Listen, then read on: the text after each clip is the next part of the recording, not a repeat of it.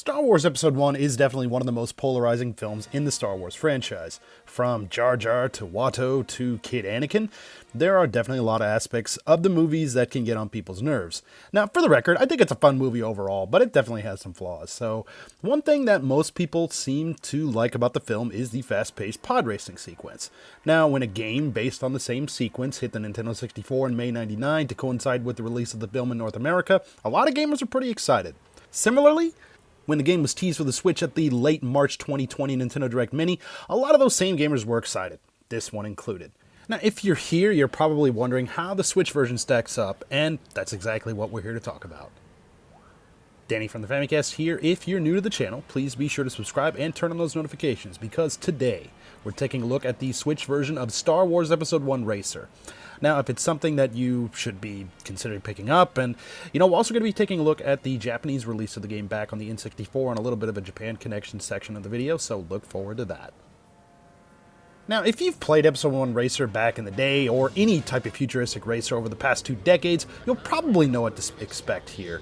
Now, going in, though, I will say that just know that this isn't a remake per se, but rather kind of like a re-release, so you might want to temper your expectations accordingly.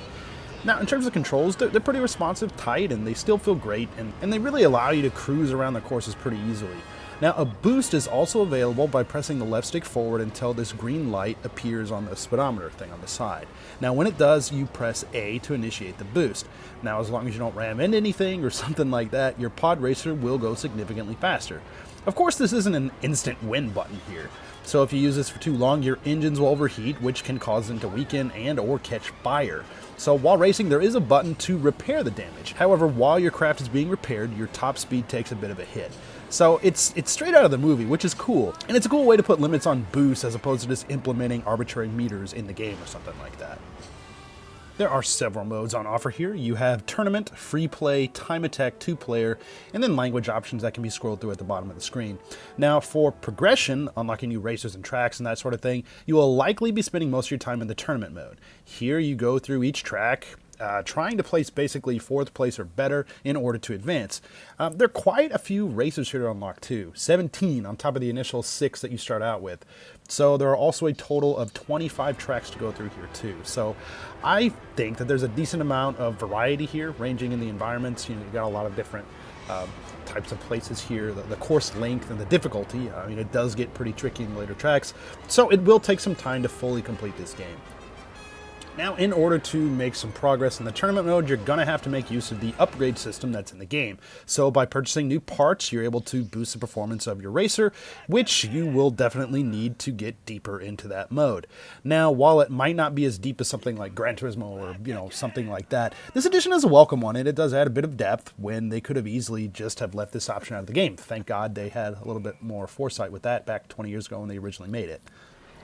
Now, the visuals in this re-release on the Switch are interesting, I guess to say so in the least. So when you're actually playing the game, like the gameplay sections when you're in control, things run at a constant 60 frames per second and rarely, if ever, skip a beat. Now, of course, with the base game being 2 decades old, you probably know what you're gonna get here. Simple polygonal models, flat, sometimes bland textures, and some in-game environments that look their age, but are relatively clear. The in-game text here could have also used a bit of a cleanup here, but that didn't happen. If you're fine with all of that, you're probably not gonna have too many issues here. I will note that pop-in can be kind of noticeable here, so you'll see the environment and just different things, assets and stuff kind of coming in, just appearing the closer you get to them and stuff. It's mildly annoying, but it didn't make me want to quit playing or anything like that. Now, with this version of the game not being based on the N64 version, I believe it's based on either the PC version and or the Dreamcast version, so this version of the game on the Switch has CG movies that are here. Now, while I didn't get a chance to really play Racer too much on PC or Dreamcast back in the day, so I don't really have a connection with this facet of the presentation, it's cool to see that this is kind of recreated here. But there is a bit of a problem. So the cinematics themselves are pretty choppy.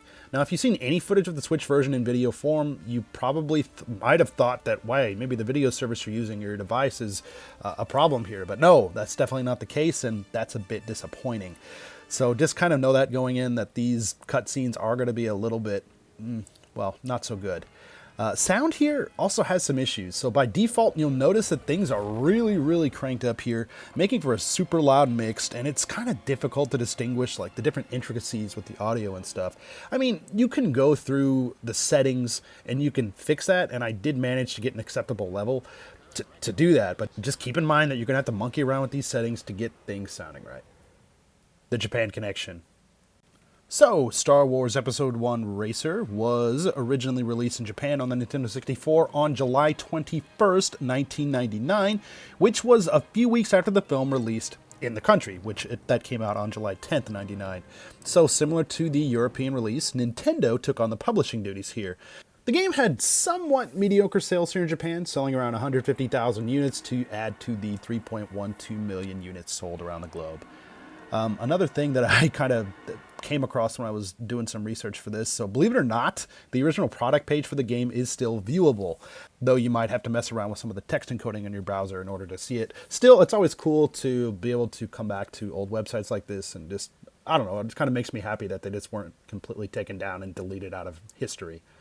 Now, by now, you've probably already seen some footage of the N64 version that I've thrown in here, and you could even see that, even today, it doesn't really look that bad. It runs pretty smoothly, and, at least for the time, 20 years ago, it looked pretty decent. Now, when it comes to the box art, I'm actually a pretty big fan of the North American, European, that box art. It's eye-catching and yet simple at the same time, featuring this cool black background with fan-favorite Lady Killer Watto and a pod racer at the bottom there. Now, the Japanese box art here, which you're seeing right now, is a little bit busier, and it features Anakin and his pod racer front and center. The back of the box features Watto, hell yeah, as well as a couple screenshots from the game. Now, the Japanese cart is pretty much identical to the PAL and North American carts here too. Yeah, and if you're a collector and you're looking to pick up a version of this, the Japanese version isn't that difficult to come by, at least that's what I found. It might be a little bit tougher to find a complete set, kind of like what I have, but even if you do, you likely won't be, spending a whole lot of money on it, so happy hunting out there, guys. To wrap things up with Episode 1 Racer on the Switch, I think even all these years later, the gameplay and all of that stuff remains pretty entertaining. Now, when it actually comes to the visual side of things, that's where it gets kind of weird, because, yeah, I think they're being really faithful to the original version of this game, and I think when you're actually playing the game, it looks pretty good, for the most part. There are some problems with some draw distance stuff, but when it comes to those cutscenes, it's just kind of disappointing that they run like they do, not well.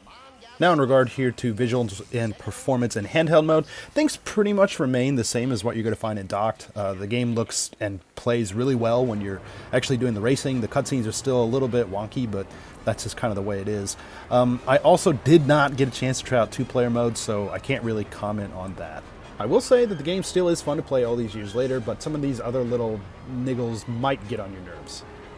Final score for Star Wars Episode 1 Racer on the Switch. 7 out of 10.